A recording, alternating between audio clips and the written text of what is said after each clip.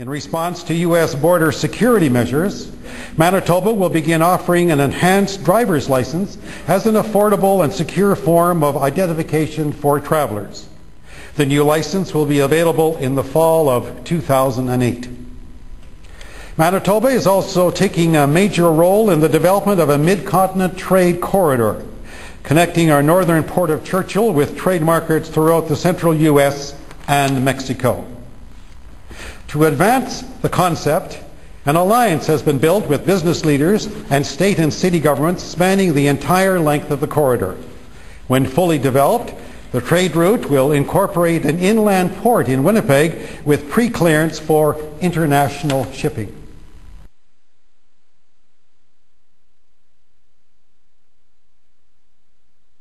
Thank you. As you three leaders meet here, there are a growing number of people in each of your countries who have expressed concern about the Security and Prosperity Partnership. This is addressed to all three of you. Can you say today that this is not a prelude to a North American Union, similar to a European Union? Are there plans to build some kind of superhighway connecting all three countries? And do you believe all of these theories about a possible erosion of national identity stem from a lack of transparency from this partnership? Thank you for...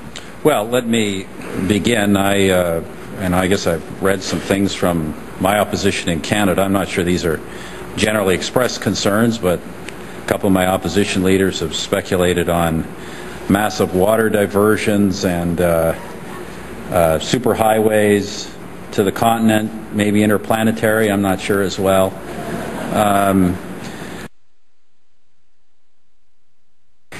And I'm amused by some of the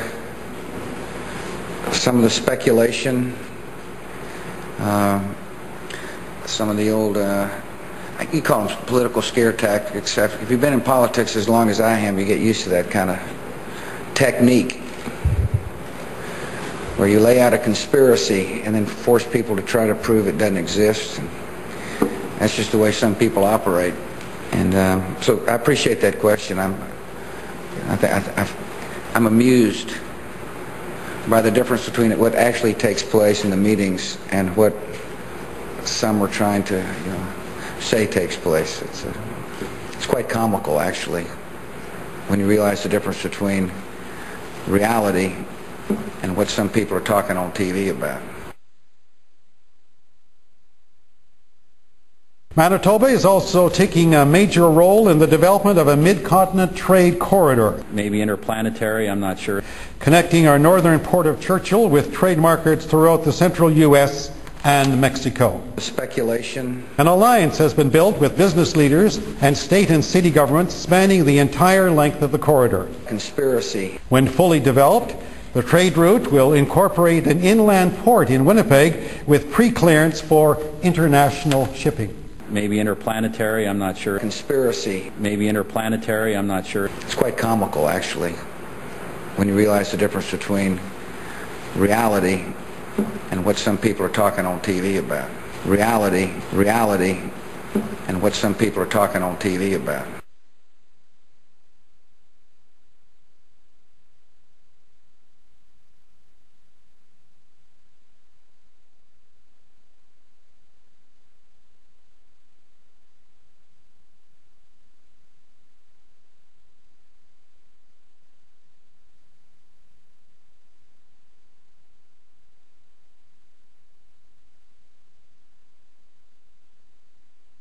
The United States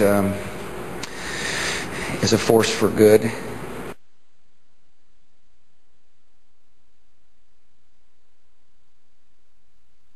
Terror must be confronted. In the years that followed, terror struck Bali in Indonesia, Madrid in Spain, and London in Great Britain, and security forces in many countries, including Canada, to kill, maim, and terrify as many people as possible.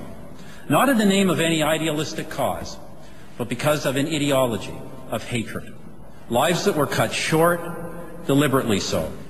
And that is why the countries of the United Nations, with unprecedented unity and determination, to kill, maim, and terrify as many people as possible. Not in the name of any idealistic cause, but because of an ideology of hatred.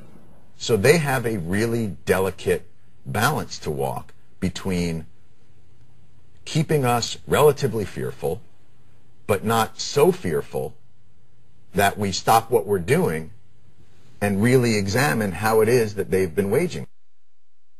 There are a lot of people who lie and get away with it. And that we will in fact find weapons or evidence of weapons programs that are conclusive. I don't think we'll discover anything myself. It appears that there were not weapons of mass destruction there. You said you knew where they were. I did not. We know where they are. They're in the area around Tikrit and Baghdad and east, west, south, and north. Well, first of all, I haven't lied. There are a lot of people who lie and get away with it. Talking about lies and your allegation that there was bulletproof evidence of ties between Al-Qaeda and Iraq. Was that a lie? Intelligence gathered by this and other governments leaves no doubt that the Iraqi regime continues to possess and conceal some of the most lethal weapons ever devised. Our people are going to find out the truth, and the truth will say that this intelligence is good intelligence. No doubt in my mind. I don't know anybody that I can think of who has contended that the Iraqis had nuclear weapons. And we believe he has, in fact, reconstituted nuclear weapons. Saddam Hussein is determined to get his hands on a nuclear bomb. We cannot wait for the final proof. He's got him. He's got him. The smoking gun. He's got him.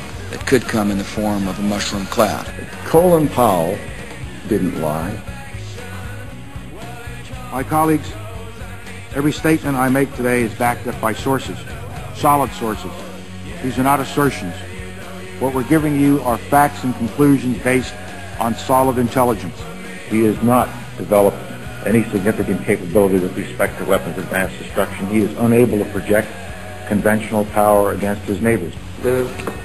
Our people are going to find out the truth. I have not suggested there's a connection between Iraq and 9/11. You have said in the past that it was, quote, pretty well confirmed. No, I never said that. Okay. I never think said that is... That's absolutely not. What I said was, it's been pretty well confirmed that he did go to Prague and he did meet with a senior official of the Iraqi intelligence service. Saddam Hussein aids and protects terrorists, including members of Al-Qaeda. Secretly and without fingerprints, he could provide one of his hidden weapons to terrorists or help them develop their own. What did Iraq have to do with what? The attack on the World Trade Center. Nothing! He said there were three main reasons for going to war in Iraq. Weapons of mass destruction. Saddam Hussein has gone to elaborate lengths, spent enormous sums, taken great risks to build and keep weapons of mass destruction. The claim that Iraq was sponsoring terrorists who had attacked us on 9/11. Before September the 11th, many in the world believed that Saddam Hussein could be contained. And that Iraq had purchased nuclear materials from Niger. The regime is seeking a nuclear bomb. All three of those turned out to be false. First, just if I might correct a misperception, I don't think we ever said, at least I know I didn't say, that there was a direct connection between September the 11th and Saddam Hussein. Who does the president think he's effing kidding? Of course, it was information that was mistaken. There are a lot of people who lie and get away with it. Still lie! Stop the lie! Stop the lie!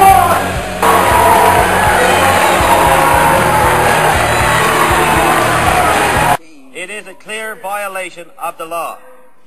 When will the government stop serving up nonsense and demand some real accountability from the Prime Minister's own staff? Stop breaking the law. Honorable Government House Leader.